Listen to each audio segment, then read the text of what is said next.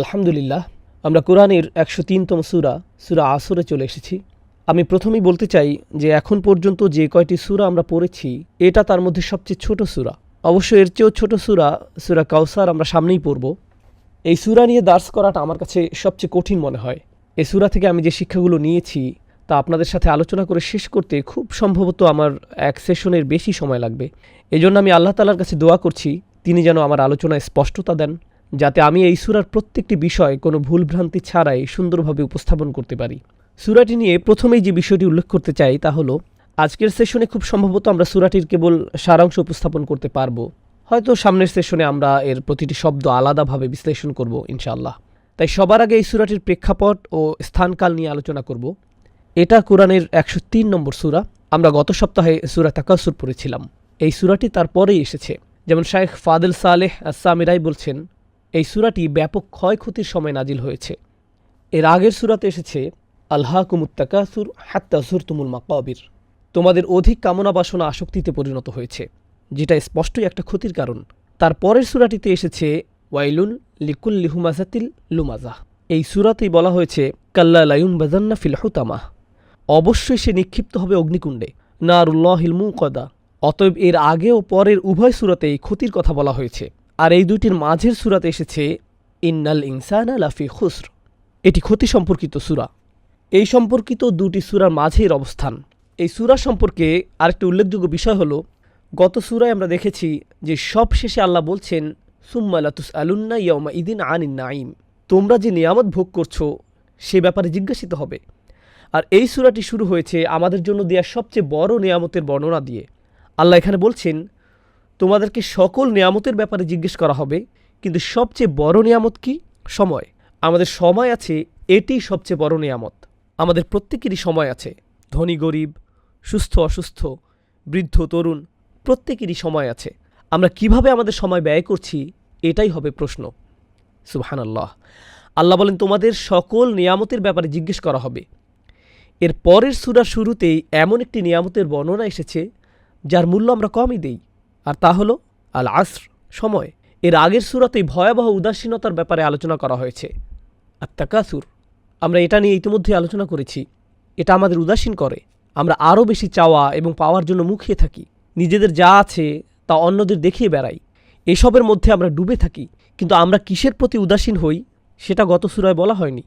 বলা হয়েছে যে তোমরা উদাসীন, কিন্তু কিসের প্রতি উদাসীন সেটা গুরুত্বপূর্ণ। ধরুন ভিডিও গেমসের কারণে আপনি পরীক্ষায় পড়াশোনা করতে পারছেন না, তাহলে ভিডিও গেমস আপনাকে উদাসীন করে, কিন্তু এটা আপনাকে কি থেকে দূরে রাখে? পরীক্ষার পড়া থেকে। তো গত সূরায় আন শব্দটি আসেনি। আমরা গত সপ্তাহে এটা আলোচনা করেছিলাম।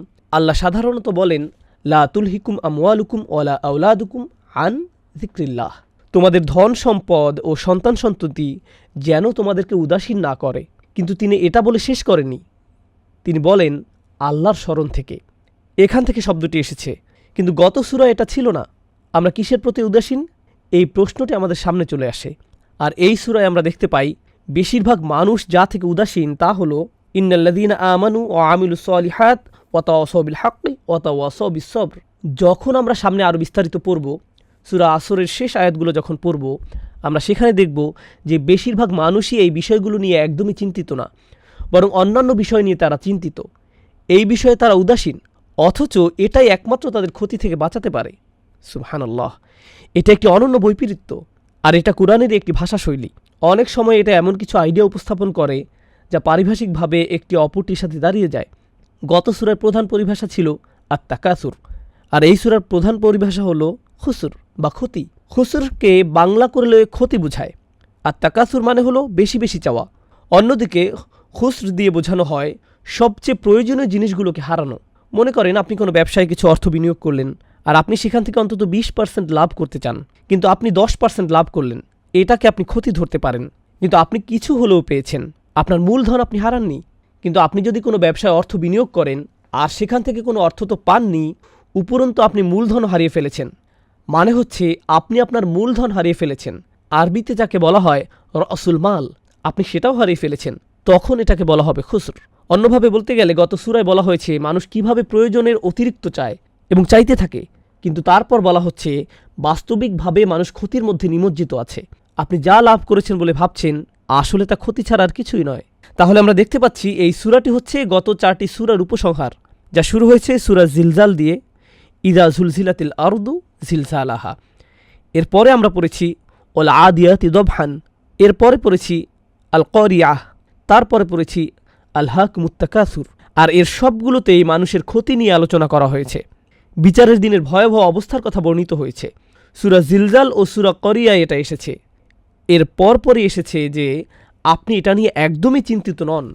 আপনার উদাসীনতা নিয়ে বলা হয়েছে সূরা আদিয়াত ও সূরা তাকাসুরে। এই সবগুলোর পরিসমাপ্তি টেনে এনে এখানে বলা হয়েছে মানুষের এই উদাসীন মনোভাবের কারণে তাদের পরিণতি কি? তাদের পরিণতি হলো তারা অবশ্যই ক্ষতির মধ্যে নিমজ্জিত। সুতরাং এই সূরাটি আসলে এই পুরো আলোচনার একটা সমাপ্তি কথন। আমরা আরও দেখতে পাই যে এই সূরাটি সূরা 3-এর সাথে অনেক দিক থেকে মিল। আমরা কয়েক সেশন আগে সূরা 3 পড়েছি, সেখানে আল্লাহ তাআলা বলছেন ইল্লাল্লাযীনা আমানু ওয়া আমিলুস সলিহাত ফালাহুম আজরুন গায়রু মামনুন। বিখ্যাত সূরা, তাই না? ইল্লাল্লাযীনা আমানু ওয়া আমিলুস সলিহাত, এখানেও আল্লাহ একই রকম বলছেন ইল্লাল্লাযীনা আমানু ওয়া আমিলুস সলিহাত। এরপর কিছুটা ভিন্ন ভাষায় ওয়াতাওয়াসাউ বিল হক ওয়াতাওয়াসাউ বিস সবর, এখানে কিছুটা ভিন্ন। এই সূরায় মানুষের কথা এসেছে ইন্নাল ইনসানা লাফি খুসর। তিনিও আল্লাহ মানুষের ব্যাপারে বর্ণনা করেছেন, তিনি বলছেন লাকাদ খলাকনাল ইনসানা ফি আহসানি তাকওয়িম। অতএব দুটি সূরাতে মানুষের ব্যাপারে আলোচনা এসেছে, দুটিতেই যারা সৎ কাজ করে তাদের বর্ণনা এসেছে। আপনি এই দুটিকে এদের মূলভাব এবং গঠন দিয়ে তুলনা করলে দেখবেন একটি হলো ইতিবাচক, অপরটি নেতিবাচক ভাব বোঝায়। অন্যভাবে বললে সূরা আসরে প্রকৃত মূলভাব হলো সতর্কতা, এটা নেতিবাচক ভাব বোঝাচ্ছে। কিন্তু সূরা 3-এ দেখবেন সূরাটি শেষও হয়েছে ইতিবাচক বর্ণনা দিয়ে। সেখানে তো কোনো ক্ষতির কথা বলা হয়নি, বরং পুরোপুরি ইতিবাচক বর্ণনা। ফালাহুম আজরুন গায়রু মামনুন ফামা ইউকাযযিবুকা বা'দু বিদ্দিন আলাইসাল্লাহু বিআহকামিল হাকিমিন। এমনকি সূরাটির শুরুতে এসেছে যে মানুষকে সৃষ্টির সেরা রূপে সৃষ্টি করা হয়েছে। অতএব সূরা 3-এ অনেক ইতিবাচক বর্ণনা এসেছে, অপরদিকে সূরা আসরে এসেছে অনেক সতর্কতামূলক কথা। কিন্তু যদি আপনি এই দুটিকে একত্র করে পড়েন, আপনি অসাধারণ কিছু শিক্ষা পাবেন। প্রথমে আল্লাহ বলছেন আল্লাহ মানুষকে বানিয়েছেন সৃষ্টির সেরা রূপে, আর এখানে বলছেন প্রত্যেকটি মানুষই ক্ষতির মধ্যে ডুবে আছে। তিনি যদি সৃষ্টির সেরা করে বানান, তাহলে আমরা কেন সবাই ব্যর্থ হচ্ছি, তাই না?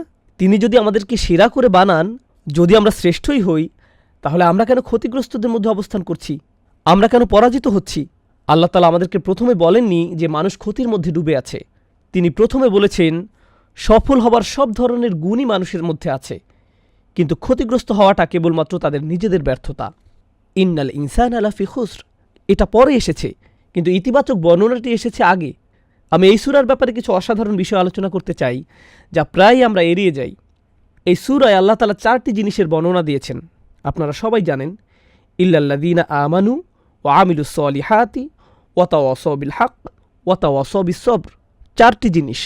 কিন্তু এদের শেষ দুটি হলো তাওয়াসাউ যুক্ত, ওয়াতাওয়াসাউ বিল হক ওয়াতাওয়াসাউ বিস সবর। এই দুইটি হলো কাজের বর্ণনা। সরল অনুবাদ করলে এর অর্থ দাঁড়ায় সত্যকে উপভোগ করা এবং ধৈর্য ধারণ করা। এটা হলো সাধারণ অনুবাদ, যা দিয়ে বোঝায় ওয়াতাওয়াসাউ বিল হক ওয়াতাওয়াসাউ বিস সবর, এগুলো হলো কাজ। এই অংশের আগে কি এসেছে? ওয়া আমিলুস সলিহাত, তারা সৎ কাজ করে, তারা ভালো কাজ করে। এটাও কি কাজ না? কাজ। অতএব আল্লাহ তাআলা ঈমানের বর্ণনা দিয়েছেন যা বাহ্যিক নয়, বরং ভিতরকার বিষয়। তারপর তিনি বললেন ওয়া আমিলুস সলিহাত। তিনি সাধারণত এই দুইটির বর্ণনা দেন, কিন্তু এখানে আরও বাড়িয়ে কিছু নির্দিষ্ট কাজের কথা বলছেন। ওয়াতাওয়াসাউ বিল হক ওয়াতাওয়াসাউ বিস সবর। এটা আকামুস সালাত ওয়া আতুজ যাকাত বা অন্য কোনো বর্ণনা হতে পারত, কিন্তু তিনি দুটি বিষয় আলাদা করে বলছেন। এখান থেকে আমরা বুঝতে পারি যে এই দুইটি কাজ মানুষ হেলাফেলা করে। এই সূরার আরও সামনে গেলে আমরা দেখব যে এই দুইটির বর্ণনা কেন এত বেশি গুরুত্বপূর্ণ। অন্য কাজের ব্যাপারে আপনারা সহজেই বুঝতে পারবেন। আমিলুস সলিহাত দিয়ে বোঝানো যায় সে একজন ভালো মুসলিম, সে সৎ কাজ করে। এটা শুনলে আপনাদের কি মনে হয়? সে নামাজ পড়ে, হজে যায়, রমজান মাসে রোজা রাখে, হারাম কাজ থেকে বেঁচে থাকে। এগুলোই তো আমাদের মাথায় আসে, তাই না? এগুলোই তো আগে মাথায় আসে। সে একজন ভালো মানুষ, কারণ সে ভালো কাজ করে। আপনার মাথায় যা আসবে না তা হলো ওয়াতাওয়াসাউ বিল হক ওয়াতাওয়াসাউ বিস সবর। এগুলো কোনোভাবেই এড়িয়ে যাওয়া যাবে না, তাই এগুলোতে আলাদাভাবে আলোকপাত করা হয়েছে। কেন এগুলোকে এড়িয়ে যাওয়া যাবে না? এর গুরুত্ব আমি আপনাদের সাথে পরবর্তী এই সূরার শেষাংশে বিস্তারিতভাবে আলোচনা করব ইনশাআল্লাহ। এরপর ওয়াও শব্দটি নিয়ে আলোচনা করব। আল্লাহ তাআলা যে সকল শর্ত দিয়েছেন, তিনি বলছেন মানুষ মূলত ক্ষতির মধ্যে আছে। আমরা এখানে সরল অনুবাদ করছি, ইনশাআল্লাহ সামনে সেশনে প্রতিটি শব্দ ধরে ধরে আলোচনা করব। বলা হচ্ছে দু ধরনের মানুষ বাদে বাকি সবাই ক্ষতির মধ্যে আছে। সরল অনুবাদ করলে অর্থ দাঁড়ায় যারা বিশ্বাস স্থাপন করেছে, সৎ কাজ করেছে, একে অপরকে সৎ কাজে উৎসাহিত করেছে, একে অপরকে ধৈর্য ধরতে উৎসাহিত করেছে। কিন্তু এই চারটি বিষয়ের ভিতরে এবং শব্দটি এসেছে চারটি জিনিস ছাড়া, এটা, এটা, তারপর এটা এবং সবশেষে এটা। এখানে ওয়া এসেছে আও এর বদলে। ওয়া দিয়ে এমন বোঝানো হয় যে এই মানুষগুলো ছাড়া যারা প্রথমটি করে এবং দ্বিতীয়টি করে এবং তৃতীয়টি এবং চতুর্থটি, তাহলে তাকে মোট কয়টি কাজ করতে হবে? সবগুলোই। আপনি যদি এদের মধ্যে অথবা শব্দটি দেন তাহলে কি দাঁড়ায়? আপনি কিছু করবেন আর কিছু করবেন না। কিন্তু আপনি যদি এবং শব্দটি বসান তাহলে এদের মধ্যে পড়তে হলে আপনাকে সবগুলো শর্ত পূরণ করতে হবে, কিছু হলে হবে না। এগুলোর মধ্যে কিছু শর্ত পূরণ করলে হবে না, তাদেরকে সবগুলো শর্তই পূরণ করতে হবে। তাই এই সূরাটির উপস্থাপন শৈলী খুবই শক্তিশালী। বলা হচ্ছে তাদের ব্যতীত, কিন্তু সেই ব্যতীতদের কাতারে আসতে হলে চারটি শর্তই পূরণ করতে হবে। সেই ব্যতীতদের কাতারে আসতে হলে চারটি শর্তই পূরণ করতে হবে। সাধারণত কুরআনে আল্লাহ দুটি শর্ত দেন, সেগুলো কি কি? ইল্লাল্লাযীনা আমানু ওয়া আমিলুস সলিহাত, দুইটি শর্ত। কিন্তু এই সূরায় তিনি কয়টি শর্ত দিয়েছেন? চারটি শর্ত। এখানে সব মানুষের মধ্যে যারা ক্ষতির মধ্যে নেই তাদের ব্যাপারে বিশদভাবে বলা হয়েছে। সামনে আমরা যত আগাবো তত দেখতে পাবো যে সেগুলো কি, ইনশাআল্লাহ। আমি আপনাদের সাথে একটি বিখ্যাত উক্তি বলতে চাই সূরাটি বোঝানোর জন্য। এটি ভালো একটা উদাহরণ। ফখরুদ্দিন আর রাজি রাহমাহুল্লাহর উক্তি। যদিও তিনি তার তাফসিরে কিছু বিতর্কিত বর্ণনা দিয়েছেন, তবু ইতিহাসে তার মতো ব্যাকরণবিদ পাওয়া খুবই দুষ্কর, এটাও সত্য। তিনি ইতিহাসের শ্রেষ্ঠ মুফাসসিরদের মধ্যে অন্যতম। তার বর্ণনা থেকে আমরা অনেক উপকৃত হয়েছি। সুতরাং আমরা তার কাছ থেকে ভালোটা নেব এবং খারাপটা কিছু থাকলে সেটা বর্জন করব। তার বর্ণনায় যদি কিছু বিতর্কিত বিষয় থেকেও থাকে সেটা অবশ্যই নেওয়া হবে না। আপনি যদি এটাকে ভুলও বলেন, ব্যাপার হলো আমাদের কি সেটা বলার অধিকার আছে? আমাদের প্রত্যেকের জীবনই তো ভুলে ভরা। রাসূলুল্লাহ সাল্লাল্লাহু আলাইহি সাল্লামের পরে আর কেউই ভুলের ঊর্ধ্বে নয়। অতএব নির্ভুল আলেম বলে কিছু নেই। এমন কেউ নেই যার দিকে প্রশ্ন তোলা যায় না। ইসলামের ইতিহাসে একজন আলেমও নেই যার সমালোচনা করা যায় না। তাই কেউ যদি এসে কোনো আলেমের সমালোচনা করে বলে আপনি ওনার কথা কেন শুনছেন, তিনি এটা বলেছেন, এতে অবাক হওয়ার কিছু নেই। হ্যাঁ, তিনি এসব বলেছেন আর আমরাও তার সাথে দ্বিমত হওয়ার সুযোগ আছে। আর তিনি অনেক ভালো কথাও বলেছেন। আর সবশেষে যা ভালো ও মন্দের মধ্যে পার্থক্য করে দেবে সেটা হলো এর প্রমাণ। কেউ যদি প্রমাণের ভিত্তিতে কিছু বলে আমরা মেনে নিই, কেউ যদি প্রমাণ ছাড়া কিছু বলে আমরা সেটাকে গ্রহণ করি না। মোদ্দা কথা হলো ব্যক্তি নিজেই তার কথার প্রমাণ বহন করে। সুতরাং কোনো মানুষের ভুলের জন্য আমরা তাকে বর্জন করি না। একেবারে বর্জন করি না। বিষয়টিকে ভালোভাবে চিন্তা করে দেখুন। আপনি কি আপনার জীবনে কখনোই কাউকে ভুল করে কিছু বলেননি? এটা শুনে কেউ যদি এসে বলে এর কথা শুনবেন না, একবার সে একটা কথা বলেছিল যা আমার ভালো লাগেনি, সেটা ভুল ছিল, তাতে ভুল ছিল, কিন্তু তাতে তার কাজের চেষ্টা বিফল হয়ে যায়নি। আরেকটি ভালো উদাহরণ দেই।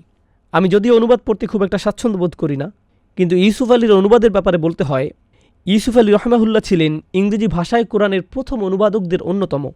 অনবদ্য অনুবাদ ছিল সেটি। তিনি খুবই অদ্ভুত বর্ণনা দিয়েছিলেন। বেশিরভাগ আলেমই তার সেই বর্ণনা গ্রহণ করেনি।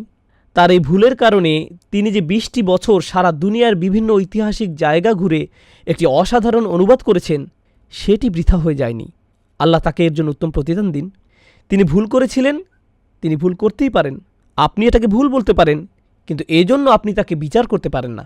যাই হোক, ফখরুদ্দিন রাজির তাফসিরে কাবীরের বিখ্যাত উক্তিটি আমি আপনাদের বলতে চাই। তিনি বলছেন, প্রথমত এই আয়াতে একটি ভয়াবহ সতর্কবাণীর প্রতিশ্রুতি দেওয়া হয়েছে। কারণ এই আয়াতে আল্লাহ বলছেন ক্ষতির কথা, ভয়াবহ ক্ষতির কথা, সমগ্র মানবতার বিরুদ্ধে। আল্লাহ তাআলা সমগ্র মানবজাতির উদ্দেশ্যে একত্রে ক্ষতির কথা বলেছেন, তারা ছাড়া যারা এই চারটি গুণাবলী নিয়ে আল্লাহর কাছে ফিরে আসে। এটাই তিনি এখানে বলছেন। এরপর তিনি বলছেন, বিচারের দিনে মুক্তি পাওয়ার উপায় হলো এই চারটি বিষয়কে আঁকড়ে ধরা। এই চারটি কাজ ঠিকভাবে করলে বিচারের দিনে আপনি বেঁচে যাবেন, আর যদি না করেন আপনি সমস্যায় পড়বেন। ভাষার মাধুর্যতার কারণে এটা এত সুন্দরভাবে উপস্থাপিত হয়েছে, সুবহানাল্লাহ। এই জন্য আমি জুমার পরে একটা ঘোষণা দেওয়ার প্রয়োজনীয়তা অনুভব করছি, যাতে অনেকেই আসতে পারে এবং এই সূরার শিক্ষাগুলো পেতে পারে। কারণ বিভিন্ন দিক থেকে দেখলে এটা সমগ্র কুরআনেরই একটা সারমর্ম, আর নানাভাবে এটা ইসলামেরও সারমর্ম। এটা রাসূলুল্লাহ সাল্লাল্লাহু আলাইহি সাল্লামের সুন্নতের সারমর্ম। এজন্য এই সূরাটিকে অত্যন্ত গুরুত্ব দেওয়া হয়েছে। এতে মাত্র 3টি আয়াত রয়েছে, খুবই ছোট একটি সূরা। এটা এতই সহজ যে যে কোনো বাচ্চাও এটা মুখস্থ করতে পারে, কিন্তু এর উপর এত গবেষণা হয়েছে যা অসামান্য।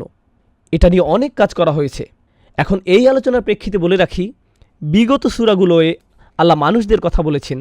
যেমন ধরুন, কয়েক সেশন আগে আমরা পড়েছি, ইয়া আইয়ুহাল ইনসান মা গাররাকা বিরব্বিকাল কারীম, হে মানবজাতি, কি তোমাদেরকে ভ্রষ্ট করেছে, কি সে তোমাদেরকে মহামহিম পালনকর্তা থেকে বিভ্রান্ত করল, এমন কি আছে যা তোমাকে উদাসীন করেছে। অন্য জায়গায় এসেছে আলহাকুমুত তাকাসুর। আল্লাহ এই সূরায় সরাসরি মানবজাতিকে অভিযোগ করে বলছেন, কি তোমাকে বিভ্রান্ত করল, কি তোমাকে মহামহিম রব থেকে দূরে সরিয়ে রাখল। এরপর আল্লাহ বলছেন, ইয়া আইয়ুহাল ইনসানু ইন্নাকা কাদিহুন ইলা রব্বিকা কাদহান ফামুলাকিহ, হে ভুলোমানা মানুষ, তুমি তোমার প্রভু থেকে ক্রমেই দূরে সরে যাচ্ছ। তুমি পছন্দ করো বা না করো, একদিন না একদিন অবশ্যই তোমাকে তার সামনে দাঁড়াতে হবে, এড়ানোর কোনো সুযোগ নেই। তুমি এ সম্পর্কে উদাসীন থাকলেও তোমাকে এর মুখোমুখি হতেই হবে।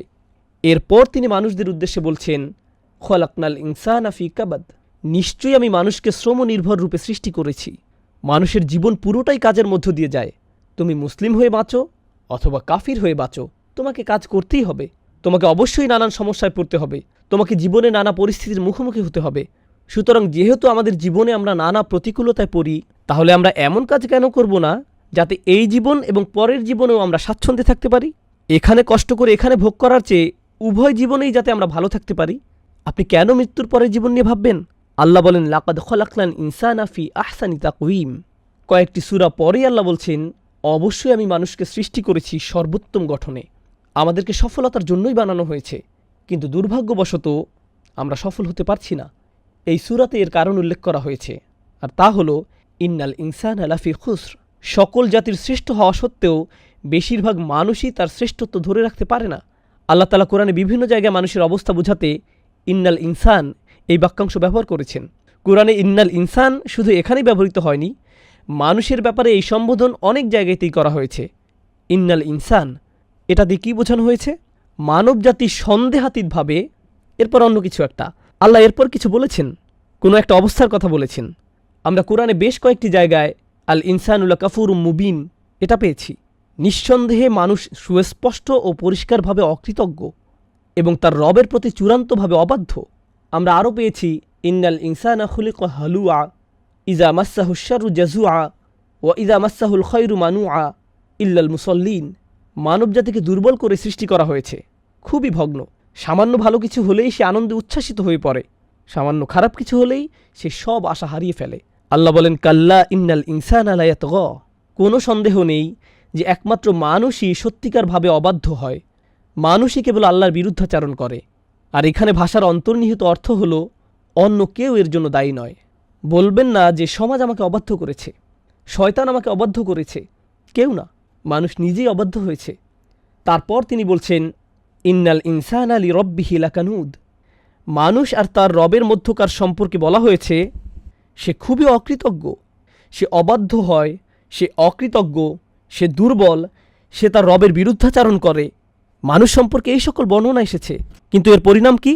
পরিণাম এখানেই বলা হয়েছে, ইন্নাল ইনসানা লাফি খুসর। এটা মানুষ সম্পর্কে কোনো অবস্থা নয়, এটা তার আচরণের কোনো বর্ণনা নয়, বরং এখানে পরিণাম বলা হচ্ছে।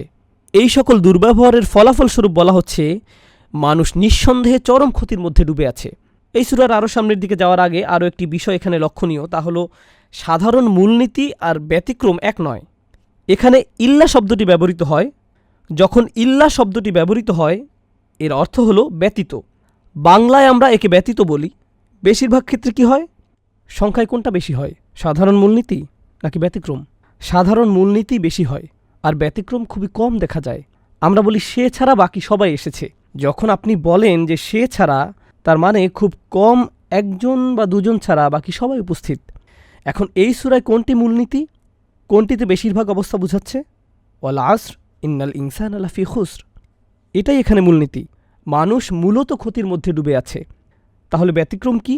তারা ছাড়া, ইল্লাল্লাযীনা আমানু ওয়া আমিলুস সলিহাতি ওয়া তাওয়াসাউ বিল হাক্কি ওয়া তাওয়াসাউ বিস সবর, যারা ঈমান আনে, সৎ কাজ করে ইত্যাদি। এসব ব্যতিক্রম উল্লেখ করার মাধ্যমে আমরা বুঝতে পারি এখানে অনেক মানুষের কথা বলা হচ্ছে না, এখানে খুব কম মানুষের কথা বলা হচ্ছে। মানুষের মধ্যে বেশিরভাগ ক্ষতির মধ্যে ডুবে আছে, এটাই হলো মূলনীতি। আর ব্যতিক্রম থাকবে খুব কম। আল্লাহ তাআলা আমাদের সেই ব্যতিক্রমদের অন্তর্ভুক্ত করুন। তাহলে আমরা জানলাম যে সূরা ৩ হচ্ছে তাফসীর ভঙ্গিতে বর্ণিত, আর এই সূরাটি হচ্ছে ইনজার অর্থাৎ সুসংবাদ বনাম সতর্কবাণী। আর এটি খুবই গুরুত্বপূর্ণ বিষয়।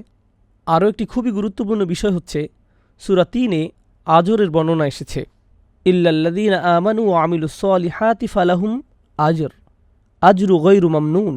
এই সূরায় কোনো আজর নেই। আজর মানে হলো পুরস্কার। আল্লাহ বলেন তাদের এমন পুরস্কার দেওয়া হবে যার কোনো শেষ নেই, যার কখনোই ফুরাবে না। তখন তিনি এই শব্দটি ব্যবহার করেছেন। কিন্তু এই সূরায় কোনো পুরস্কারের বর্ণনা নেই। শুধু এটাই বলা হয়েছে যে এরা ছাড়া সব মানুষ অবশ্যই ক্ষতির মধ্যে আছে। কিন্তু তিনি বলেননি এই মানুষগুলো জান্নাতে যাবে এবং এই মানুষগুলো পুরস্কৃত হবে। তিনি এভাবে বলেননি। তারা কি পাবে তার কোনো বর্ণনা নেই। শুধু বর্ণনা এসেছে এই মানুষগুলো ক্ষতিগ্রস্ত হয়েছে আর এরা বেঁচে গিয়েছে। এটা কেমন জানেন? বাংলায় আমরা এটাকে বলি পরীক্ষায় পাশ করা। কেউ পেল 85 আর কেউ পেল 95, কেউ বা পেল 100, কেউ পেল A, B, C, আবার কেউ কোনো মতে পাশ করলো, তবে F পায়নি। F দিয়ে ফেল বুঝায়, তাই না? আপনাদের এখানে কি 33 পেলে পাশ হয়?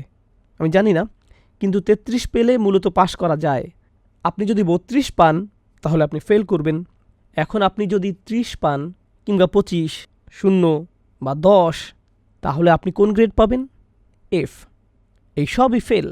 শুধুমাত্র 33 বা এর বেশি পেলেই আপনি পাশ করবেন, ঠিক না? 33 বা তার বেশি। এই সূরায় পরীক্ষায় সেরা মার্কস পাওয়ার কথা বলা হচ্ছে না।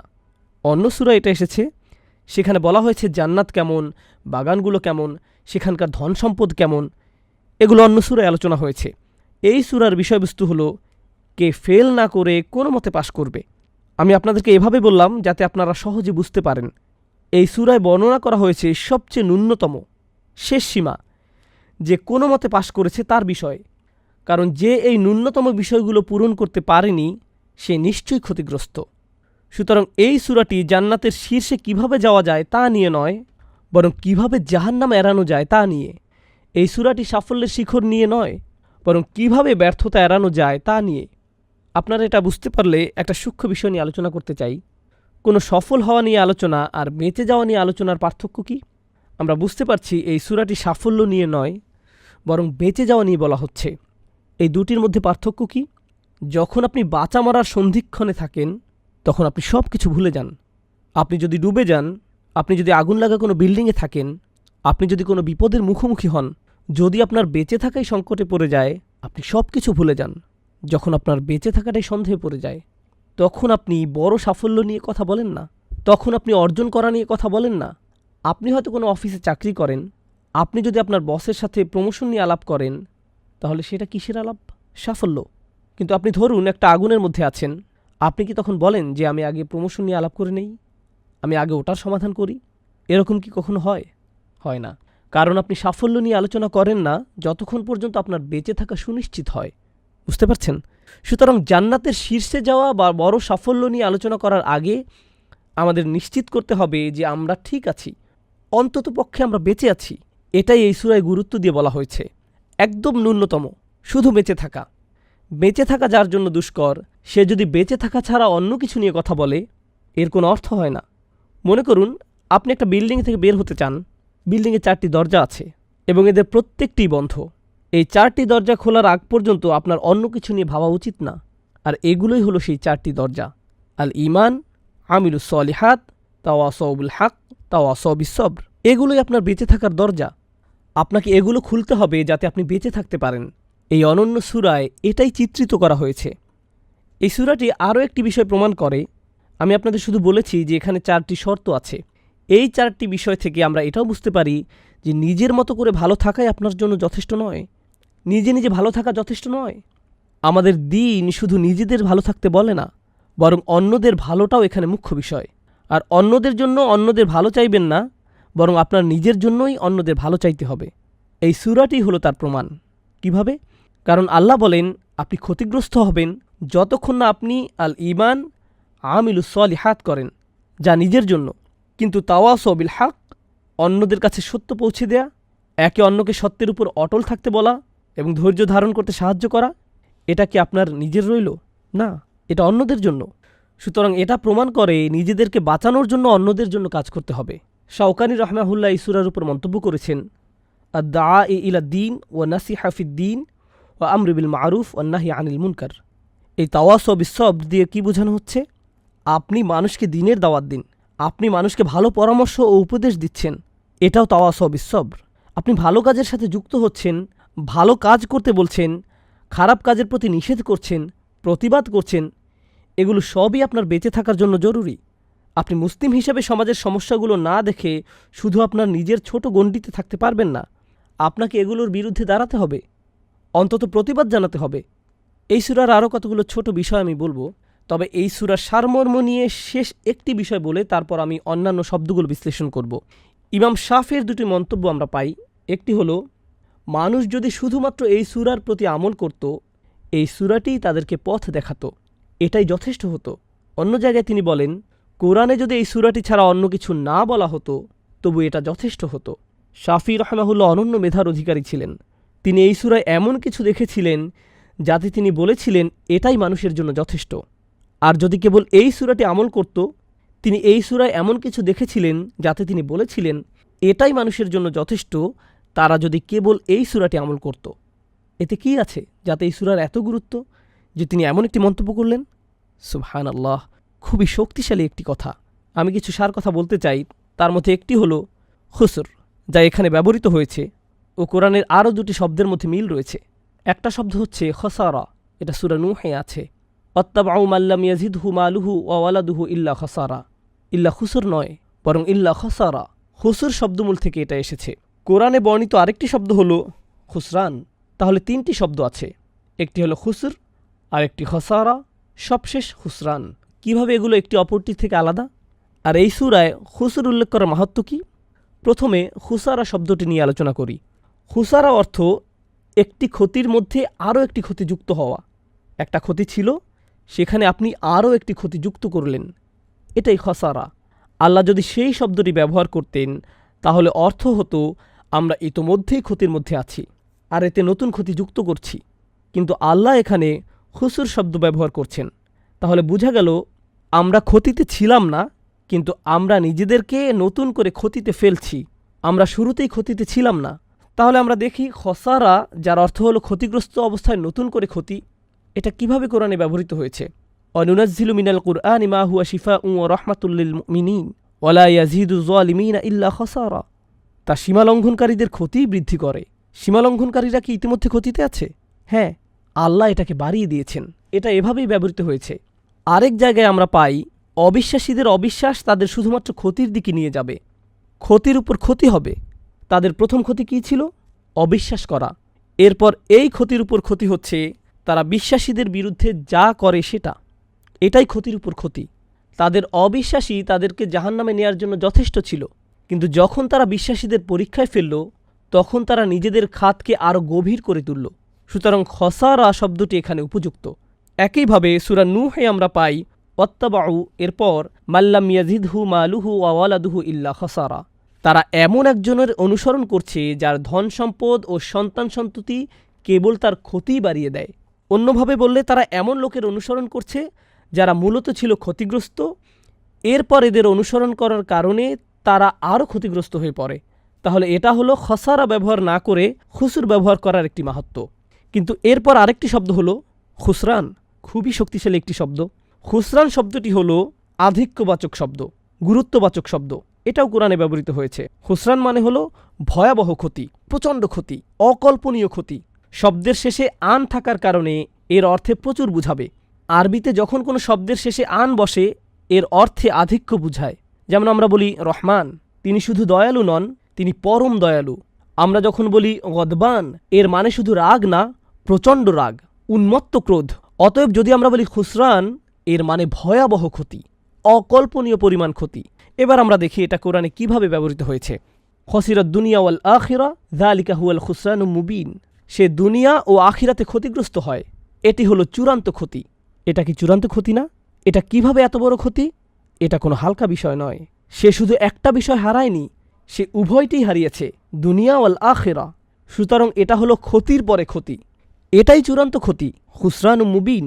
একইভাবে কোরআনে আমরা দেখতে পাই আল্লাহ বলছেন, কুল ইন্নাল খাসিরিন আল্লাযীনা খাসিরু আনফুসাহুম ওয়া আহলিহিম ইয়াওমাল কিয়ামাহ। বলো, নিশ্চয়ই তারা ক্ষতিগ্রস্ত যারা কিয়ামত দিবসে নিজেদের ও তাদের পরিবারবর্গকে ক্ষতিগ্রস্ত পাবে। আর এটাই হলো চূড়ান্ত ক্ষতি। সুতরাং মানুষের আসল ক্ষতি এই দুনিয়ায় হবে না, বরং আসল ক্ষতি হবে আখিরাতে, শেষ ঠিকানায়। আর এমনিতেও তারা এই দুনিয়াতেও ক্ষতিগ্রস্ত হবে, কিন্তু এই ক্ষতি আখিরাতের ক্ষতির ধারে কাছেও আসতে পারবে না। অতএব যেহেতু এটা ক্ষতি হলেও চূড়ান্ত ক্ষতি নয়, তাই এখানে ইন্নাল ইনসানা লাফি খুস শব্দটি ব্যবহার করা হয়েছে। এটি ভারসাম্যপূর্ণ এবং উপযুক্ত। এখানে যদি জাহান্নামের আগুনের কথা আসতো, তাহলে কি শব্দ ব্যবহৃত হতো? লাফি খুসরান, কারণ সেটাই হলো চূড়ান্ত ক্ষতি। এর চেয়ে ভয়াবহ ক্ষতি আর হতে পারে না। সুতরাং এই তিনটি শব্দের মধ্যে এখানে সবচেয়ে উপযুক্ত শব্দের ব্যবহার করা হয়েছে। এখন আমরা ইমাম বাইহাকি রহমাহুল্লাহর কিছু মন্তব্য পড়ব। এই সূরাটি নিয়ে তিনি অসাধারণ কিছু মন্তব্য করেছেন। তিনি বলেন, যখনই দুজন সাহাবা একে অপরের সাথে দেখা করতেন, তারা একে অপরকে ওয়াল আসর ইন্নাল ইনসানা লাফি খুস ইল্লাল্লাযীনা আমানু ওয়া আমিলুস সলিহাতি ওয়া তাওয়াসাউ বিল হাক্কি ওয়া তাওয়াসাউ বিস সবর এ কথা না বলে বিদায় নিতেন না। তাহলে তারা একে অপরকে এই সূরাটি পড়ে বিদায় দিতেন। কেন? কারণ তাদের মনে হয়েছিল যে এটা অন্যকে মনে করিয়ে দেওয়াটা খুবই গুরুত্বপূর্ণ। এটা এমন না যে আপনি একবার পড়বেন আর আপনার কাজ শেষ। আর এই বিষয়টি আমি আজকের সেশনে বাকি সময়টুকু আলোচনা করতে চাই। সেটা হচ্ছে, কোরআনকে একাডেমিক্যালি অধ্যয়ন করা এক জিনিস, শব্দের ব্যবহার শেখা, ব্যাকরণ শেখা, অর্থ বোঝা, বিভিন্ন মুফাসসিরের বিভিন্ন কিরাত সম্পর্কে জানা, এই সব জ্ঞান। যখন আপনি তথ্যগত পড়াশোনার দিকে বেশি ঝুঁকবেন, মাঝে মধ্যে এমন হতে পারে যে আপনি এর অন্তর্নিহিত শিক্ষাই ভুলে যান। দিন শেষে আল্লাহ এখানে আপনার আমার সাথে কথা বলছেন। আমাদের এই জ্ঞানগুলো নিতে হবে, আমাদের এই শিক্ষাগুলো নেয়ার চেষ্টা থাকতে হবে, আমাদেরকে কোরআনের গভীর জ্ঞান অর্জনের চেষ্টা করতে হবে। এটা কোরআনেরই শিক্ষা। কিন্তু আমাদের এটা ভুললে চলবে না যে দিন শেষে আল্লাহ আমাদের সাথে কথা বলছেন। যেমন কেউ বলে যে তিনি কি তোমার সাথে কথা বলেন, তিনি কি তোমাকে উপদেশ দেন? আর আল্লাহ এখানে অন্য কাউকে নিয়ে কথা বলছেন না, বরং তিনি আমাদের নিয়ে কথা বলছেন। এখানে আপনার কথাই বলা হচ্ছে। আল্লাহ এখানে আপনার কথা বলছেন, অন্য কারো না। এই বিষয়টি এই সূরার একটি বৈশিষ্ট্যকে তুলে ধরে। সেটা হলো মুখে বলা খুবই সহজ। এই সূরায় কি বলা হয়েছে, কি তুলে ধরা হয়েছে, যেটা আমি আজকে আপনাদের সামনে তুলে ধরবো ইনশাআল্লাহ। একই সাথে এর প্রতিটি ছোট অংশকে ভেঙে ভেঙে বিশ্লেষণ করব, কারণ এই সূরাটি এতটাই গুরুত্ববহ। সুতরাং আমি এর মূল কথাকে আপনাদের সাথে তুলে আনবো ইনশাআল্লাহ। প্রথমত, আমরা সাফল্য ও বেঁচে থাকা এই দুটির পার্থক্য আলোচনা করেছি। আমরা বেঁচে থাকা নিয়ে কিছুটা আলোচনা করেছি, কিন্তু সাফল্য নিয়ে এখনও আলোচনা করিনি। প্রত্যেকটি মানুষই জানে সফল হওয়া বলতে কী বোঝায়, প্রত্যেকেই জানে। এজন্য তাকে মুসলিম হতে হবে না। প্রত্যেক মাতৃভাষার মানুষই এ সম্পর্কে অবগত। প্রত্যেক সংস্কৃতি, প্রত্যেক সমাজ, প্রত্যেক পুরুষ, নারী বা শিশু তাদের মতো করে সফল হতে চায়। আপনার বাচ্চার জন্য এটা হতে পারে পরীক্ষায় খুব ভালো নম্বর পাওয়া, আপনার জন্য হয়তো এটা প্রমোশন পাওয়া বা চাকরি পাওয়া, কিংবা বর্তমানের চাইতে বেশি টাকা আয় করা, কিংবা নতুন গাড়ি কেনা, বা পছন্দের কাউকে বিয়ে করা, অথবা নতুন বাড়ি কেনা। এটা যাই হোক না কেন, কোনো না কোনোভাবে আপনি এটাকে সফলতা হিসেবে ধরে নিয়েছেন। যার এগুলো আছে, এরকম কাউকে দেখলে কোনো ভাবনা ছাড়াই তাকে দেখে আপনি মনে মনে বলেন, লোকটি বেশ সফল, উনি সফল মানুষ, সে কিভাবে এমন হলো। অন্যভাবে বললে, এটা হয়তো আপনি মুখে বলেন না, কিন্তু মনে মনে এটাই চলতে থাকে। আমি আপনাদের নিজেদের জন্য একটা পরীক্ষার কথা বলবো। আপনি হয়তো আপনার এলাকায় হাঁটতে বেরিয়েছেন, একটি খুব সুন্দর বাড়ি দেখলেন। এটা দেখে কি আপনার চোখ কয়েক সেকেন্ডের জন্য স্থির হয়ে যায়? কয়েক সেকেন্ডের জন্য আপনি হয়তো ওখান দিয়ে চলে যাচ্ছিলেন, কিন্তু তখনই দাঁড়িয়ে গেলেন, ওয়াও, এটা খুব সুন্দর। কারণ আপনি তখন ভাবতে থাকেন, ওই লোকটি সফলতার এক ধাপ পাড়ি দিয়েছে। এটা কিন্তু আমাদের মনের ভিতরে চলে, যা আমাদের আকাঙ্ক্ষিত বস্তু, সেটা পেলেই আমরা সফলতা মনে করি। আপনি হয়তো মসজিদের পার্কিং দিয়ে যাচ্ছিলেন, তখনই একটা চমৎকার গাড়ি দেখলেন, খুবই সুন্দর একটা গাড়ি। আপনার চোখ কি কিছু সময়ের জন্য স্থির হয়ে যায় এবং এটার ডিজাইন খুব খুঁটিয়ে একটু দেখেন, নেভিগেশনটা দেখে, ওয়াও, এটা খুবই সুন্দর। আপনার চোখ এতে চলে যায়। আপনি মনে মনে ভাবেন, এটাই সফলতা। ধার্মিক হিসেবে আপনি হয়তো বলবেন, না, জান্নাত পাওয়াই হলো সফলতা। আমরা জানি দুনিয়া কোনো সফলতা না। এমন কিছু দেখে আপনি কি বলেন, আমি সেটা বলছি না। আমি বলছি এগুলো দেখে আপনি কি ভাবেন তা নিয়ে। আসলে আমাদের বাচ্চারা এদিক থেকে আমাদের চেয়ে অনেক সৎ।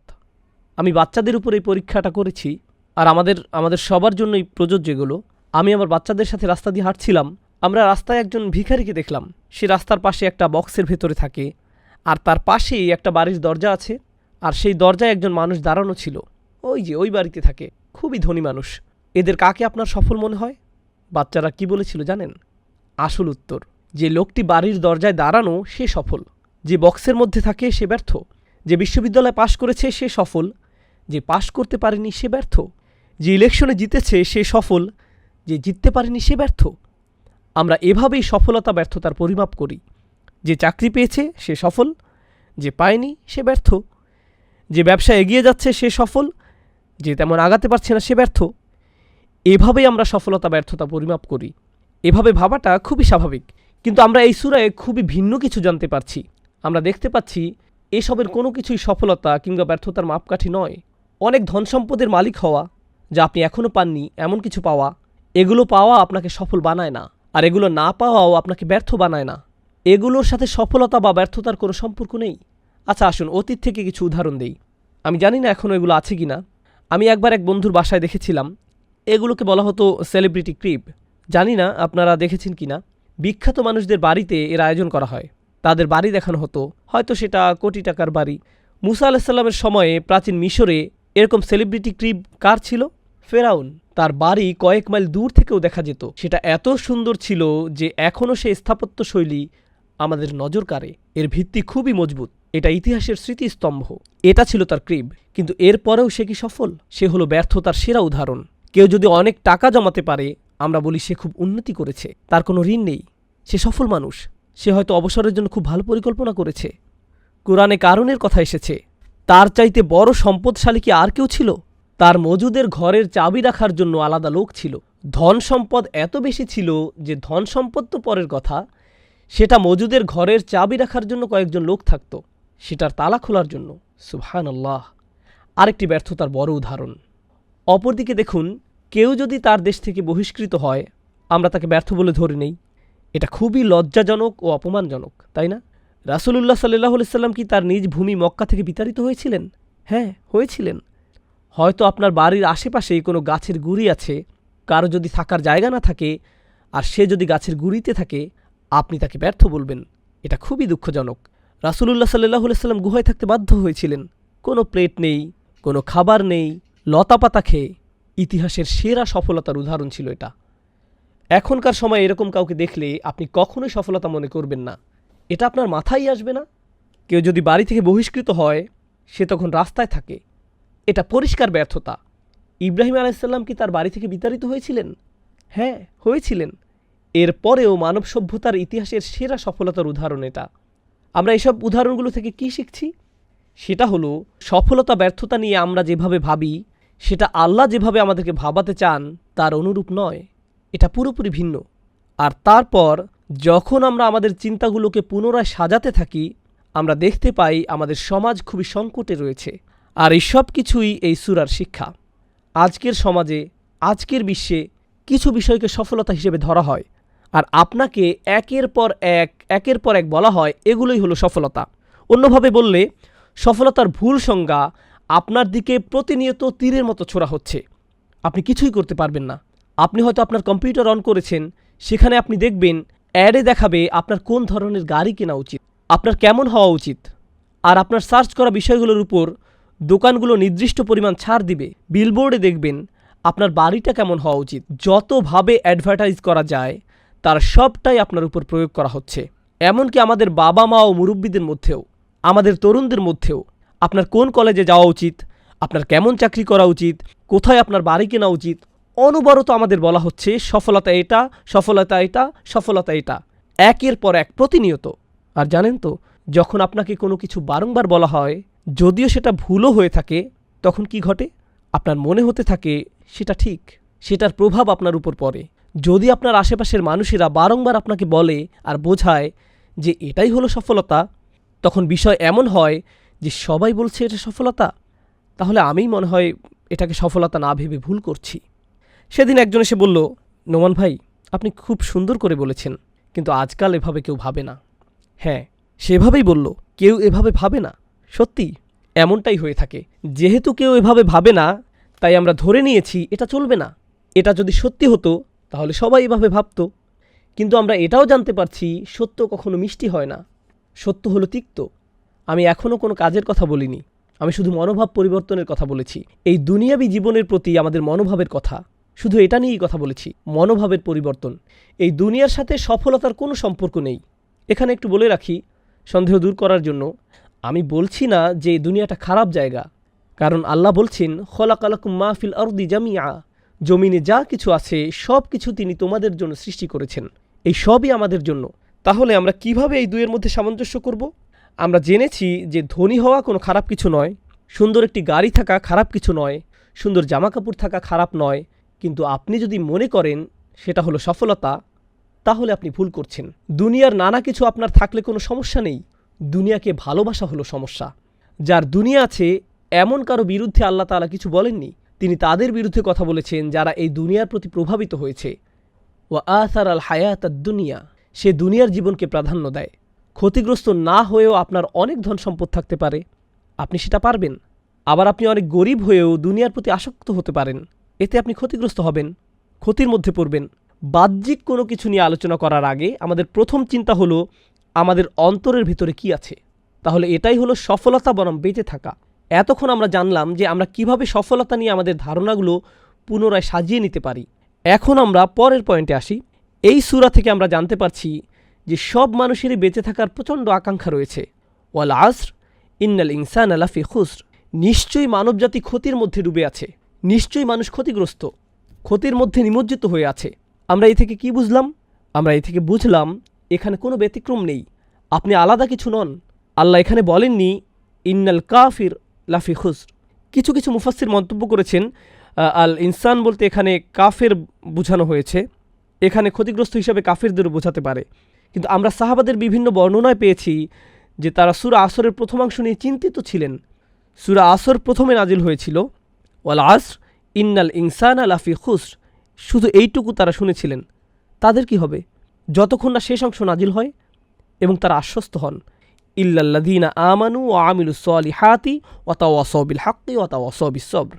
সুতরাং এখানে ব্যতিক্রমটা তাৎপর্যপূর্ণ হয়ে ওঠে, কারণ এটা এখন আমাদের বেঁচে যাওয়ার জন্য খুবই গুরুত্বপূর্ণ, আমাদের বাঁচার জন্য এটাই উপায়। আমরা যদি এটা না বুঝতে পারি তাহলে সফলতা নিয়ে আলোচনা পুরোপুরি অর্থহীন, তাহলে সফল হওয়া সম্ভব নয়। এই সূরায় যে শর্তগুলো দেয়া হয়েছে তার আলোকে আমাদের চিন্তাগুলোকে পুনরায় শানিত করতে হবে। আজকের সেশনে সবশেষে আমি আপনাদের যে বিষয়টি বলতে চাই ইনশাআল্লাহ তা হলো একটা ছবি। সামনের সেশনে আমরা এই ছবিটি আমাদের মধ্যে তৈরি করব এবং প্রতিটি শব্দের শিক্ষা ও সূক্ষ্ম বিশ্লেষণ শেষ করব ইনশাআল্লাহ। আর এই ছবিটি আমি আপনাদের সাথে শেয়ার করব যাতে আপনারা এই সূরাটিকে আরও বৃহৎ পরিসরে ভাবতে পারেন। মনে করুন আপনি ডুবে যাচ্ছেন, আপনি অজ্ঞান। এখানে দুইটি বিষয়, আপনি ডুবে যাচ্ছেন কিন্তু আপনি অজ্ঞান। আপনার কি অনেক সময় আছে? না, আপনার বেশি সময় নেই। মানে হলো আপনার সময় ফুরিয়ে যাচ্ছে। আর এখানে আরবিতে সময় ফুরিয়ে যাচ্ছে বোঝাতে কোন শব্দটি ব্যবহৃত হয়েছে জানেন? সেই শব্দটি হলো আল আসর। শব্দগতভাবে আসর মানে হচ্ছে এমন সময় যা ফুরিয়ে যাচ্ছে, দিনের শেষাংশে। যখন দিন ফুরিয়ে যায় তখন আমরা আসর নামাজ পড়ি। আসর শব্দটি এসেছে আসির থেকে, এর মানে হলো জুস। যেভাবে এটা নিঃশেষ হয়ে যায় সেভাবে সময়ও আপনার হাত থেকে নিঃশেষ হয়ে যাচ্ছে। এমনভাবে বলা হচ্ছে যেন আপনি কোনো কাপড় পানিতে ডুবিয়ে রেখেছেন, সেখান থেকে তুলে আপনি যেভাবে এটাকে নিংড়ে নেন যাতে সব পানি বের হয়ে যায়, আসর শব্দটি দিয়ে ঠিক এমন বোঝায়, নিংড়ে নেয়া। তাহলে আল্লাহ এখানে বলছেন আপনি ডুবছেন, আপনি অজ্ঞান, একই সাথে আপনার সময় নিঃশেষ হয়ে যাচ্ছে। আপনি যদি এমন একটি অবস্থায় থাকেন তাহলে বাঁচার জন্য আপনাকে সর্বপ্রথম কি করতে হবে? জেগে উঠুন, এটাই আপনাকে প্রথম করতে হবে। আপনার যদি চেতনা না থাকে তাহলে আপনি শেষ। বাঁচার জন্য প্রথম শর্ত হলো আপনাকে জেগে উঠতে হবে। এমনকি যদি আপনি সবচেয়ে সুন্দরতম স্বপ্নের মধ্যেও থাকেন, সেই স্বপ্নে আপনি হয়তো বিশেষ কোনো সাফল্য উপভোগে ব্যস্ত, আপনি হয়তো ফেরারি গাড়ি চালাচ্ছেন, সেখানে রাস্তার এক পাশে পাহাড়, অন্য পাশে স্বচ্ছ পানি, এরকম একটা গাড়িতে আপনি হয়তো প্রচণ্ড স্পিডে গাড়ি ছুটিয়ে নিয়ে যাচ্ছেন, এভাবেই জীবনটা উপভোগ করছেন। এই সবই আপনার স্বপ্ন। কিন্তু যখন আপনি জেগে উঠবেন আপনি কি অনুভব করবেন? আপনি ডুবে যাচ্ছেন, আপনি পানির নিচে। এটা হলো প্রথম শর্ত, আপনাকে জেগে উঠতে হবে। আপনি যখন জেগে উঠবেন আপনি হয়তো বলবেন, ভাই এ কি জঘন্য বাস্তবতা, আমি তো খুব সুন্দর স্বপ্নের মধ্যে ছিলাম, আমার আবারও ঘুমানো উচিত। আপনি যদি এটা করেন আপনি তো পাগল, অথবা এমন কেউ যার বাস্তবতা মেনে নেওয়ার সৎ সাহস নেই। কারণ আপনি দেখছেন বাস্তবতা হলো খুবই কঠিন, আপনি জেগে ওঠার পরও সিদ্ধান্ত নিয়েছেন পুনরায় ঘুমাতে যাওয়ার। এরকম একজন মানুষ যদি ডুবে যায় সে কি কাউকে দোষারোপ করতে পারবে যে ঘুম থেকে উঠে আবার ঘুমাতে যায়? কি মনে হয়? কেউ হয়তো কখনোই ঘুম থেকে উঠল না, কিন্তু যে একবার জেগে উঠে বলল, না এটা ভালো লাগছে না, তারপর আবার ঘুমাতে গেল, তারা নিজেদেরকে ছাড়া আর কাউকে দোষ দিতে পারবে না। তাহলে ধরুন তারা জেগে উঠল, এখন কি করতে হবে? আপনি যদি সাঁতার কাটতে নাও জানেন, আপনি কি আপনার শরীরের সর্বশক্তি দিয়ে তীরে ওঠার চেষ্টা করবেন না? আপনি কি সেটা করবেন না? আপনি পানির নিচে একভাবে হাত রেখে কিছুটা নিচে নামবেন, আবার অন্যভাবে হাত রেখে কিছুটা উপরে উঠবেন। আপনি যখন বুঝবেন এভাবে হাত রেখে আপনি পানির উপরে উঠতে পারছেন, আপনি শুধু সেভাবে চেষ্টা করবেন, তাই না? তাহলে প্রথমে আপনাকে জেগে উঠতে হবে, দ্বিতীয়ত আপনাকে সাঁতার কাটতে হবে। আপনাকে তীরে উঠতে হলে কিছু না কিছু করতেই হবে। আপনি হয়তো তীরে উঠলেন, এরপর বড় একটা দম নিলেন, হঠাৎ দেখলেন আপনাকে কেউ ধরে আবার পানির নিচে টানছে, পা ধরে টানছে। কে পা ধরে টানছে? আপনি না দেখলে বিশ্বাস করতেন না। আপনার এক আত্মীয়ের সাথে আপনার পায়ে একটা শিকল লাগানো আছে। আপনার এক কাজিন, সেও ঘুমাচ্ছে এবং আপনাকে টানছে। এখন আপনি আপনার ঘুমন্ত কাজিনের কারণে ডুবে যাচ্ছেন। এখন আপনি কি করবেন? আপনি নিশ্চয়ই তাকে জাগাবেন। আপনি কিন্তু তাকে বাঁচানোর জন্য ডাকছেন না। আপনি কাকে বাঁচানোর জন্য ডাকছেন? হতে পারে আপনি আসলে তাকে বাঁচাতে চান, আবার এও হতে পারে আপনি তাকে পছন্দ করেন না। আমি এটা জানি না, কিন্তু এখন আসল ব্যাপারটা কি? আসল ব্যাপারটা হলো আপনি তাকে জাগাতে চান। কারণ আপনি যদি তাকে জাগাতে না চান, তাহলে তার সাথে আপনিও ডুবে যাবেন। এজন্য আপনি তাকে জাগালেন। সে উঠে বলল, ভাই তুমি আমাকে জাগালে কেন? আমি তো স্বপ্নে ফেরারি চালাচ্ছিলাম। তুমি আমাকে কোনো কারণ ছাড়াই জাগালে কেন? আমি আবারও ঘুমাতে যাচ্ছি, তুমি যাও। আপনি কি তাকে বলবেন, আরে আমি তোমাকে এমনিতেই পছন্দ করি না, তোমার যা ইচ্ছা করো? না, সেটা আপনি করবেন না। সে যদি আবার ঘুমাতে যায়, আপনি কি করবেন? না ভাই ওঠো, ওঠো, আমাদের যেতে হবে। আপনি হাল ছাড়বেন না। আপনি এটা মানতে পারবেন না। যতক্ষণ না সে পুরোপুরি উঠে, ততক্ষণ আপনি তাকে উঠানোর জন্য চেষ্টা চালিয়ে যাবেন। সে উঠে বলল, আচ্ছা এখন কি করতে হবে? আপনি তাকে বললেন, চলো একসাথে সাঁতার কাটি। আপনারা একসাথে সাঁতার কাটছেন। এরপর দেখলেন এবার আপনাদের দাদি আপনাদের দুজনের পা টানছে। এরপর আপনার আন্টি, আপনার প্রতিবেশী, আপনার মেয়ে, আপনার ছেলে, এটা চলতেই থাকবে। এদেরকে বাঁচানোর জন্য 4টি ধাপ আছে।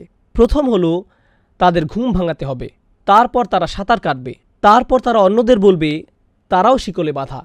আর এটাই সত্যি, ঘুম থেকে ওঠো। এমনকি তারা যদি ক্লান্ত হয়ে পড়ে, কেউ হয়তো বলবে, ভাই আমি আর এসব করতে পারছি না, আমরা এগুলো বারংবার করছি, আমি মনে হয় আর পারছি না। অন্যজন বলবে, না আমরা সবাই একসাথে বাঁচব, আমাদের এটা করতেই হবে, ওঠো, চলো চলো চলো, সাঁতরাতে থাকো, চলো।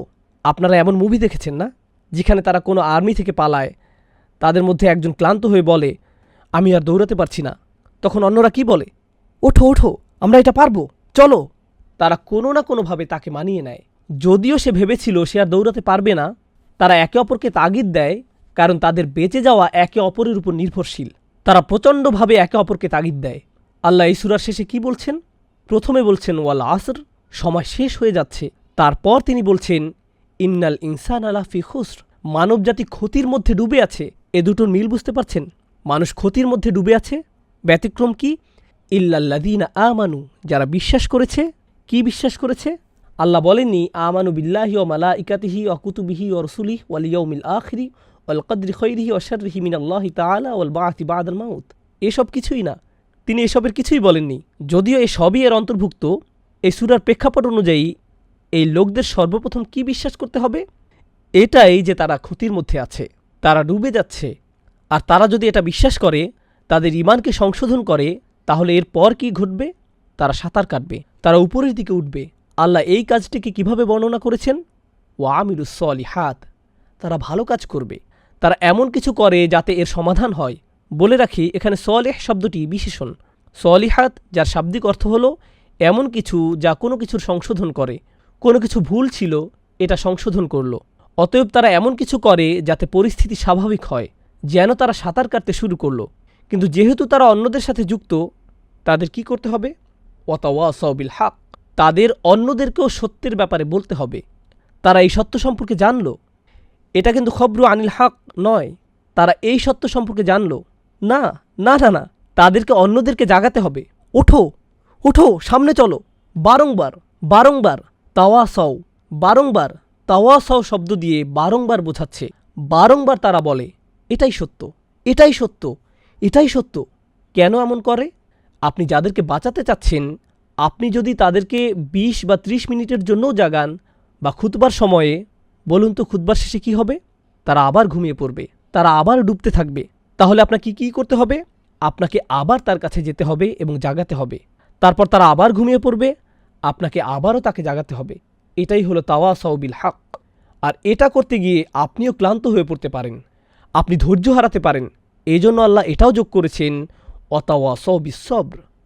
আপনাকে চালিয়ে যেতে হবে।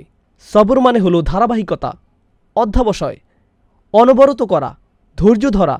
আপনাকে লেগে থাকতে হবে, আপনাকে চালিয়ে যেতে হবে, কারণ আপনার বেঁচে থাকা এর উপর নির্ভর করছে। দিন শেষে আপনি যদি এর সবগুলোই করেন, কিন্তু আপনার যদি ধৈর্য না থাকে এবং আপনি হাল ছেড়ে দেন, তাহলে কিন্তু আপনিও ডুবে যাবেন। তাহলে যদি ঈমান থাকে, আপনার যদি ভালো কাজ থাকে, আপনি মানুষদেরকে সত্য সম্পর্কে জানান, কিন্তু আপনার সবর নেই, তারপরেও আপনি ডুবে যাবেন। বাঁচার জন্য কয়টি শর্ত আপনাকে পূরণ করতে হবে? 4টি শর্তের সবগুলোই, 4টির সবগুলোই আপনাকে পূরণ করতে হবে। এগুলো গুরুত্ববহ, এগুলো প্রয়োজনীয়, তাই এগুলোর মধ্যে ওয়াও যুক্ত রয়েছে। এগুলোর মধ্যকার যৌক্তিক মিলটা বুঝতে পারছেন? ঈমান, আমিলুস সলিহাত, ওয়াতাওয়াসাউ বিল হক, ওয়াতাওয়াসাউ বিস সবর। এই পর্যন্ত অসাধারণভাবে এই সূরার বর্ণনা করা হয়েছে। এটাই হলো সূরা আসরের সার কথা। আল্লাহ তাআলা আমাদের নিজেদের বাঁচার কথা বলছেন, সত্যিকারেই জাহান্নাম থেকে আমাদের নিজেদের বাঁচার উপায় বলছেন, ভয়াবহ ক্ষতি থেকে আমাদের বাঁচার উপায়, এই দুনিয়াতে এবং পরবর্তী আখিরাতে। কিন্তু জেনে রাখুন, এই সূরাটি হলো এই দুনিয়া নিয়ে, মূলত এটি হলো এই দুনিয়া সম্পর্কে। আমরা এটা কিভাবে জানলাম? আল্লাহ তাআলা ওয়াল আসর শব্দটি ব্যবহার করেছেন। সময় ফুরিয়ে যাচ্ছে। কোথায় সময় শেষ হয়ে যায়? দুনিয়াতে নাকি আখিরাতে? এই দুনিয়াতে সময় শেষ হয়ে যায়, পরকালে কখনো সময় শেষ হবে না। ফি জান্নাতিন আও ফিন নারি আবাদা। হয় আপনি বাগানে প্রবেশ করবেন, না হয় আপনি অনন্তকালের জন্য আগুনে প্রবেশ করবেন। আল্লাহুম্মা লা তাজআলনা মিন আসহাবিন নার। আল্লাহ আমাদেরকে আগুনের অধিবাসী না করুন। শেষ কথা বলবো ইনশাআল্লাহ, এরপর আমি শেষ করব বিইজনিল্লাহ। এই সূরাটিতে আমি অনেক গুরুত্ব ও সময় দিয়েছি, কারণ আমি মনে করেছি এই শিক্ষাটি এতই শক্তিশালী এবং একই সাথে সংকটপূর্ণ যে আমাদের সবার পরিবারে এর উপলব্ধি আসা প্রয়োজন। অল্লাহি, এটা খুবই দুঃখজনক ঘটনা যে আমরা সবাই এই সূরাটি জানি, আবার উল্টো দিকে দেখুন, আপনার হয়তো মুভি দেখতে দেরি হয়ে যাচ্ছে, আর যদি তখন নামাজের সময় হয় বা আপনি হয়তো বাস্কেটবল খেলতে যাবেন, আপনি তাড়াতাড়ি নামাজটা শেষ করতে চান, আপনি তখন কি করেন? আপনি পড়েন ওয়াল আসর ইন্নাল ইনসানা লাফি খুসর। পুরোপুরি মুদ্রার উল্টো পিঠ, তাই না? ওয়াল আসর ইন্নাল ইনসানা, এটা পড়েন, কারণ এটা খুব ছোট একটা সূরা, তাড়াতাড়ি পড়ে আপনি উঠে চলে যান, তাই না? আমাদের অনেকের বাসায় অনেক বড় করে বাধাই করা আছে ওয়াল আসর ইন্নাল ইনসানা লাফি খুসর, বড় টিভি স্ক্রিন বা ভিডিও গেম কনসোলের পাশেই টানানো। আমরা ঘন্টার পর ঘন্টা খেলি, আর পাশেই আমাদের মুখের সামনে লেখা নিশ্চয়ই মানুষ ক্ষতির মধ্যে আছে। আর সবচেয়ে বড় ক্ষতি কি? সময়। আর আমাদের সব সময়গুলো এসবে শেষ হয়ে যাচ্ছে। আমাদেরকে এই সূরাটি ভালোভাবে বুঝতে হবে, কারণ এটি সমগ্র কোরআনের সার কথা। আমি এখন এর সারাংশ আলোচনা করে আমার কথা শেষ করব।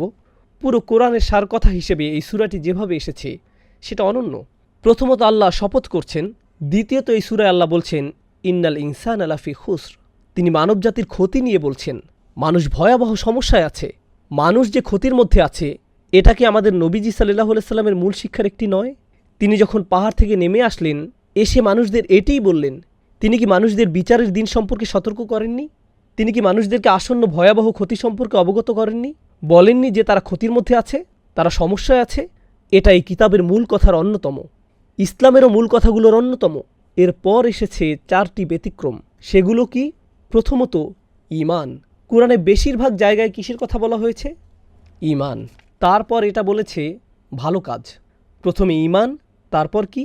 ভালো কাজ। তারপর নবী সাল্লাল্লাহু আলাইহি সাল্লামের জীবন ও সংগ্রাম, যা হলো ওয়াতাওয়াসাউ বিল হক ওয়াতাওয়াসাউ বিস সবর। সুতরাং রাসূলুল্লাহ সাল্লাল্লাহু আলাইহি সাল্লামের পুরো কার্যক্রম এই 4টি শব্দের মধ্যে দিয়ে উঠে এসেছে। কোরআনের যে কোনো জায়গায়, সিরাতের যে কোনো জায়গায়, সুন্নাতের যে কোনো জায়গায় আপনি এই 4টির কোনো না কোনোটি পাবেন। হয়তো আপনি ঈমান পাবেন, নয়তো আমলে সলেহ পাবেন, অথবা আপনি পাবেন তাওয়াসাউ বিল হক, নয়তো তাওয়াসাউ বিস সবর।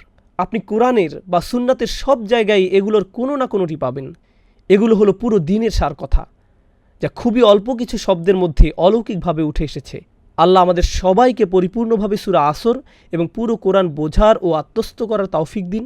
আল্লাহ তাআলা এর শক্তিশালী শিক্ষাগুলো আমাদের অন্তরে দৃঢ়ভাবে গেঁথে দিন এবং তা যেন আমরা অন্যদের মাঝে ছড়িয়ে দিতে পারি, বিশেষ করে পরিবার ও বন্ধুদের মাঝে, যাতে এটা তাদের অন্তরে ঢুকে যায়। বারাকাল্লাহু লি ওয়া লাকুম ফিল কুরআনিল হাকিম ওয়া নাফা'নি ওয়া ইয়্যাকুম বিল আয়াতি ওয়া যিকরিল হাকিম।